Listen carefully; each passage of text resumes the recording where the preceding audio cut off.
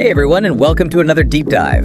This time, we're tackling a topic I know is on a lot of minds: belly fat. And let me tell you, the research I've been digging into is seriously eye-opening. We're going beyond the usual crunches and calorie counting and uncovering the fascinating science behind those stubborn pounds. To help us navigate this complex world, I've got expert speaker back with us. They're kind of like a walking encyclopedia when it comes to health and nutrition, and they always know how to separate the hype from the hard facts. What's fascinating here is that it's not just about fitting into our skinny jeans, right? Right, it goes much deeper than that. We often think of belly fat as just a cosmetic concern, but it's really a health issue. Speaking of health, that article from Forbes had a point that really jumped out at me, apparently. Not all belly fat is created equal. They said something about visceral fat being the real troublemaker. What's the deal with that? That's a great point from the article. So we have two main types of belly fat: subcutaneous fat, which sits just beneath the skin, that's the kind we can pinch, and visceral fat, which surrounds our organs. It's the visceral fat that we really need to be concerned about. Okay, that makes sense. It's closer to all the important stuff. But what makes visceral fat so dangerous? Well, researchers at Johns Hopkins, among others, have found strong links between visceral fat and some serious health problems. We're talking heart disease, type 2 diabetes, even certain types of cancer. Wow, I had no idea it was that serious. So it's not just about how our clothes fit, it's about protecting our health. Exactly. And here's the thing about visceral fat. It's not just sitting there passively. It's actually metabolically active. Metabolically active. That sounds kind of ominous. What does that even mean? It means that visceral fat is like its own little factory, churning out substances that can mess with our blood sugar levels, increase inflammation throughout the body, and even disrupt our hormones. These disruptions can increase our risk for those health problems we talked about earlier. Okay, that's pretty alarming. So how do we even know if we have too much of this visceral fat going on? Is there a way to measure it? There are sophisticated imaging techniques, but a good place to start is with a simple tape measure, just like the Forbes article suggested. Okay, so we grab our trusty measuring tape, and no cheating here, folks. We measure right around our waist, just above the hip bones.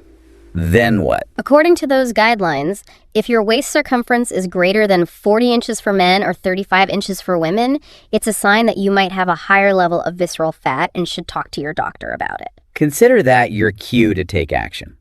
Because like we said, this isn't about vanity, it's about taking care of our health. And speaking of taking action, that Forbes article actually gave 5 key strategies for fighting belly fat. Are you ready to hear them? Let's do it. I'm ready when you are. Okay, I'm all ears. Let's break down these belly-busting strategies. The first strategy they highlight is to banish those midnight snacks. It turns out that when we eat is just as important as what we eat. Oh, tell me more about that. I've definitely been known to raid the fridge late at night. Well, Forbes mentioned this fascinating connection to our circadian rhythms. These are our natural sleep-wake cycles, and they influence everything from hormone production to digestion. And when it comes to food, our bodies are actually primed to process it more efficiently earlier in the day. So I'm guessing those late-night snacks are more likely to be stored as fat, especially around the belly. That's exactly what the research suggests. When we eat late at night, we disrupt our circadian rhythms and throw our metabolism off balance, making it more likely that those extra calories will end up as belly fat. Okay, I'm starting to see the light here. Time to ditch the midnight snacks. What's next on the list? Next up, we're tackling carbs, but not all carbs are created equal. Yeah, I have heard that before, but I'm always a little fuzzy on the details. It can be confusing, right? Basically, it boils down to simple carbs versus complex carbs. Johns Hopkins had some good information about this in their materials. Simple carbs, like those found in sugary drinks, white bread, and processed foods, are quickly digested and lead to spikes in blood sugar. These spikes trigger the release of insulin, a hormone that promotes fat storage, particularly in the abdominal area. So it's like those simple carbs are sending a signal to our bodies to pack on the belly fat. Not exactly the message I want to be sending. Right. Now, complex carbs, on the other hand, are digested more slowly and provide sustained energy without those dramatic blood sugar swings. Think whole grains, fruits, vegetables. Those are your allies in the fight against belly fat. So it's not about avoiding carbs altogether. It's about making smarter choices. Got it. Okay. What else did those sources say about shrinking that stubborn belly fat? Exercise is definitely in the mix. Both Forbes and Johns Hopkins emphasize the importance of regular physical activity, particularly a combination of cardio and strength training. Okay, I have to admit, the thought of hitting the gym doesn't always fill me with joy. Any tips for making exercise feel less like, well, exercise? Absolutely. Exercise doesn't have to mean endless hours on the treadmill. Find activities you genuinely enjoy, things that get you moving and make you feel good. That could be dancing, swimming, hiking, biking, even just taking brisk walks in nature. The key is to find something you can stick with long term. I love that it's about finding what works for you and your lifestyle.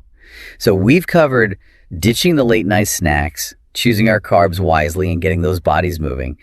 What's next on our belly fat busting agenda? Protein. Forbes highlighted the importance of prioritizing protein in our diets. Yes, as a card-carrying member of the Protein Lovers Club, I am here for this. But why is protein so crucial when it comes to losing belly fat? Fill me in. Well, for starters, protein helps us feel fuller and more satisfied after a meal, which can be a game changer when it comes to managing cravings and avoiding overeating. Oh, I've definitely noticed that. If I have a protein-rich meal, I'm way less likely to be digging for snacks an hour later. Exactly.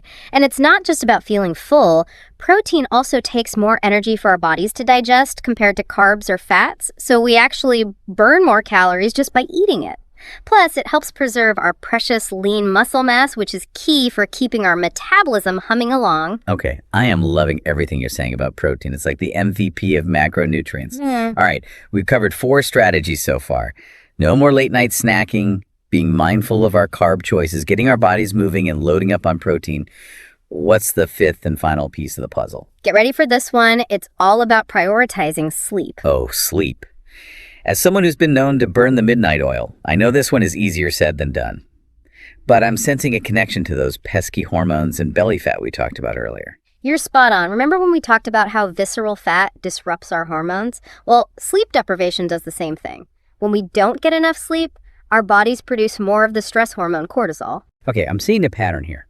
And I'm guessing, just like those simple carbs, that excess cortisol is going to send our bodies into fat storage mode. Exactly. Cortisol is essential for our survival. It helps us manage stress and provides a burst of energy when we need it. But when cortisol levels are chronically elevated due to lack of sleep or constant stress, our bodies go into survival mode and start storing fat, especially around the midsection.